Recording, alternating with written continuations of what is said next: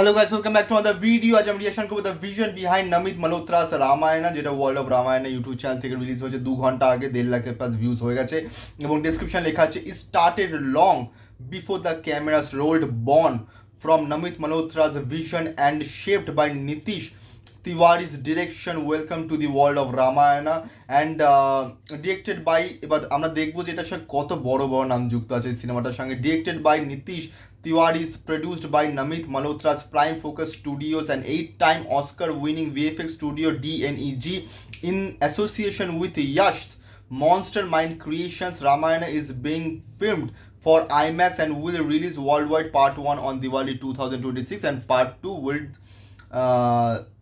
on Diwali 2027. তো এর থেকে বোঝা যায় যে কত বড় বড় নামের সঙ্গে যুক্ত আছে এই প্রজেক্টটা। AR রহমান অ্যান্ড হ্যান্স জিমারের মিউজিক আছে এটার মধ্যে। তো জাস্ট অসাধারণ, একটা এপিক হতে চলেছে আজ থেকে 1 বছর পরে। তো সেখানেই দ্য ভিশন বিহাইন্ড এর রামায়ণের সিনেমাটা তৈরির পেছনে যে ভিশনটা, যেটা আসল, সেটা কি করে এসছে এবং কি করে হয়েছে সেটার উপরে ভিডিওটা। তো আমরা এখন এটার উপর রিয়াকশন করবো এবং ইয়াস্টারডে আমি রিয়াকশন করেছি রঘু ডাকাতের অফিসিয়াল টিজারের ওপর। তো শেয়ার লিঙ্ক তোমার ডিসক্রিপশনে পেয়ে যাবে। এই ভিডিওটা পরে সেটাও দেখো এবং এই ভিডিওটাকে লাইক করো, কমেন্ট করো, শেয়ার করো, চ্যানেলটি সাবস্ক্রাইব করো, বেল আইকন অন করো যাতে নতুন ভিডিও নোটিফিকেশন তোমরা সবার আগে পেয়ে যাও। তো চলো স্টার্ট করা যাক। And I was completely in awe of what I saw. Something that's been my dream my entire life. Ramayana. That's the story of our culture, our truth, our history, our growing up.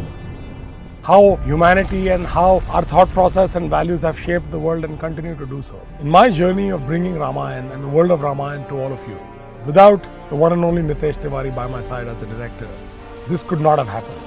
All of us should take tremendous pride and feel great joy that we are able to bring this great story and great epic to the world in the grandest form and manner possible. When I was very small, my grandparents would recite Ramayana to me and I found it extremely fascinating.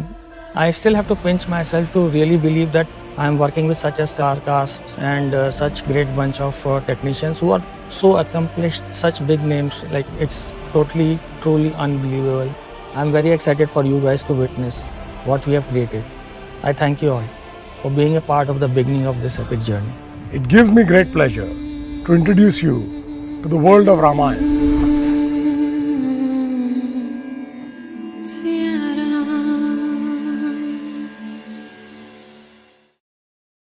ডান ডান ডান এবং just অসম। এখানে তারা বলেছে যে নমিত মালহোত্রা যে বলছে যে এইটা possible ছিল না যে নীতিশ তিওয়ারির মতন ডিরেক্টর যদি না থাকতো।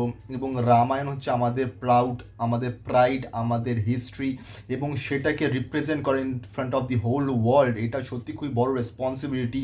এটা না যে সিনেমাটা বানালাম অনেক বড় বিজনেস হবে, না, তার থেকেও বড় টেনশন, সেটা তো হবে বিজনেস, কিন্তু তার থেকে বড় টেনশন হচ্ছে যাতে সেটাকে একদম ঠিকঠাক অ্যাকুরেটভাবে যদি প্রেজেন্ট করা যায়। কারণ আদি পুরুষে যেটা হয়ে গেছিলো সেটা সত্যি, এগুলো ধর্ম নিয়ে খেলা হয়েছিল আদি পুরুষে, এবং সেইটার পর থেকে সবাই এটা সজাগ হয়ে গেছে যে ধর্ম নিয়ে যদি কিছু বানাও তাহলে সেটাকে অ্যাকুরেট করার চেষ্টা করো। এবং আমি যেটা প্রথমেই ডিসক্রিপশানে পড়ছিলাম ভিডিও শুরুর আগেই, মানে রিয়াকশান শুরুর আগেই, যে কত বড় বড় নাম যুক্ত আছে এই ফিল্মটার সঙ্গে। এবং যেদিন এটার ফার্স্ট লুক রিলিজ হয়েছিল সেদিনও লেখা ছিল ডিসক্রিপশানে যে তারা ওয়ার্ল্ডের সবচেয়ে বেশি লোকের থেকে কথা বলে ডিপ রিসার্চ করে তারা যেই তথ্যটা পেয়েছে, যেই এভিডেন্সগুলো পেয়েছে, সেইগুলোকে মেনটেন করে সিনেমাটাকে বানানো হয়েছে।